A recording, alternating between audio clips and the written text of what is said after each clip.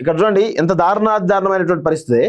అమ్మా నాన్న ప్లీజ్ గొడవ పడద్దు అని చెప్తూ వాళ్ళ అమ్మ నాన్నల గొడవలో భాగంగా అమ్మ నాన్న గొడవ పడుతున్నారని చెప్పేసి ఇగో ఈ అబ్బాయి దాదాపు 11-12 సంవత్సరాలు 14 సంవత్సరాలు ఉంటాడు, 15 సంవత్సరాలట. ఈ అబ్బాయి చనిపోయిందట సూసైడ్ చేసుకొని. చూడండి ఎంత దారుణంగా ఉందో. తల్లిదండ్రులు పిల్లల కోసం బతకాలి, తల్లిదండ్రులు పిల్లల బాగోగులు చూసుకోవాలి. కానీ ఇద్దరి మధ్య అడ్జస్ట్మెంట్ లేక, అంటే ఇప్పుడున్నటువంటి సమాజంలో ఏంటంటే భార్యాభర్తల మధ్య అడ్జస్ట్మెంట్స్ లేకుండా పోయింది. సో భర్తనేమో డబ్బుల కోసం సమాజంలో రకరకాల పనులు చేస్తూ బిజీ అయిపోతుంటాడు. తల్లి ఏమో మరి భర్త టైం ఇస్తలేడం, ఇక రకరకాల విషయాలు ఇవే జరుగుతూ ఉంటాయి. సో అవన్నీ అడ్జస్ట్మెంట్ అయితే బాధే ఉండదు. కానీ ఆ క్రమంలో గొడవ వల్ల ఈరోజు యవ్వనం చాలా 15 సంవత్సరాల వయసులో ఉన్నటువంటి అబ్బాయి ఈరోజు భార్యాభర్తల గొడవ వల్ల చనిపోవడం జరిగింది. సో దీనికి అంత అంటే ఖచ్చితంగా మనందరం తెలుసుకోవాల్సిందంటే సొసైటీలో రకరకాల మార్పులు జరుగుతూ ఉన్నాయి. మనం ఎన్నో రకాల ఇన్సిడెంట్ చూస్తూ ఉన్నాం. సో తండ్రి అప్పుల పాలై తాను చనిపోవడమే కాకుండా పిల్లలను భార్యను కూడా చంపేసినటువంటి ఘటన మనం చూస్తాం.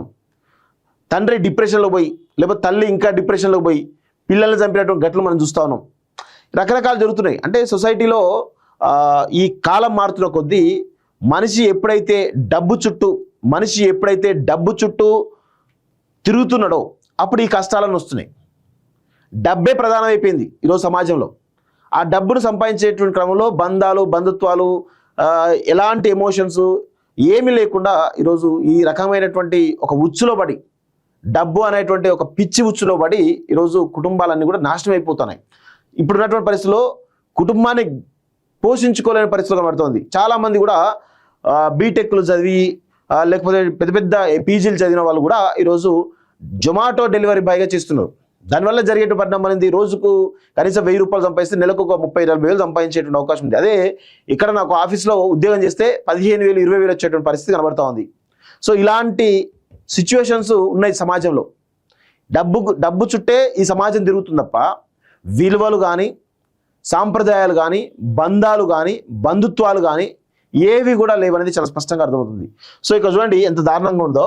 రేపటి కోసం గొప్ప కలలు కన్నాడు, కన్న తల్లిదండ్రులను గొప్పగా చూసుకోవాలనుకున్నాడు. కానీ అమ్మా నాన్న నిత్యం గొడవ పడుతున్నాను చూసి తట్టుకోలేకపోయాడు. మద్యం మత్తులో వచ్చి నాన్న రోజు అమ్మతో గొడవ పడుతుంటే రాజీ చేద్దామని ప్రయత్నించా, ఫలితం లేకపోతే ఆ పసి హృదయం అర్ధాంతరంగా తను చాలించింది. హైదరాబాద్లోని రాయదుర్గం పోలీస్ స్టేషన్ పరిధిలో జరిగినటువంటి ఈ విషాద ఘటన ప్రతి ఒక్కరి హృదయాలను పిండేస్తోంది. గచ్చిబౌలి వడ్డెర బస్తీకి చెందినటువంటి ఎల్లయ్య, అతని భార్య కూలి పనులు చేసుకుంటూ జీవిస్తున్నారట. వారికి 2 పిల్లలు. ఎల్లయ్యకు ప్రతిరోజు మద్యం తాగి రావడం, భార్యతో గొడవ పడడం అలవాటుగా మారింది. భర్త వేధింపులు భరించలేక భార్య కూడా ఎదురు తిరిగేది. ఈ నెల 11న రాత్రి కూడా ఎల్లయ్య తాగి వచ్చి భార్యతో గొడవపడ్డాడు. అర్ధరాత్రి వేళ తల్లిదండ్రులు కొట్టుకునే స్థాయికి వెళ్ళడం చూసి కుమారుడు జోక్యం చేసుకున్నాడు. రోజు ఇలా గొడవ పడుతున్నానా, ఏమైనా ఉంటే కూర్చొని మాట్లాడుకుందాం అంటూ సర్ది చెప్పడానికి ప్రయత్నించాడు. కోపోద్రిక్తుడైనటువంటి ఎల్లయ్య నువ్వు ఎవడివిరా చెప్పడానికి, నాకే ఎదురు చెప్పేంత ధైర్యం వచ్చిందా అంటూ కొడుకును తోశాడు. తీవ్ర మనస్తాపం చెందినటువంటి మోహన్ అమ్మమ్మ ఇంటికి వెళ్ళి ఓ గదిలో చీరతో ఊరేసుకొని ఆత్మహత్య చేసుకున్నాడు. కొడుకు మృతి చెందిన విషయం తెలుసుకున్న తల్లి గుండెలు బాదుకుంటూ బోరున విలిపించడం అక్కడి వారిని కలిచివేసింది అంటూ చూస్తాం. సో మద్యం ఏ విధంగా రోజు మద్యం తాగితే, మద్యానికి బానిసైపోతే కుటుంబాలు చిన్నాభిన్నం అవుతాయి అనడానికి ప్రధానమైనటువంటి ఎగ్జాంపుల్ ఇదే.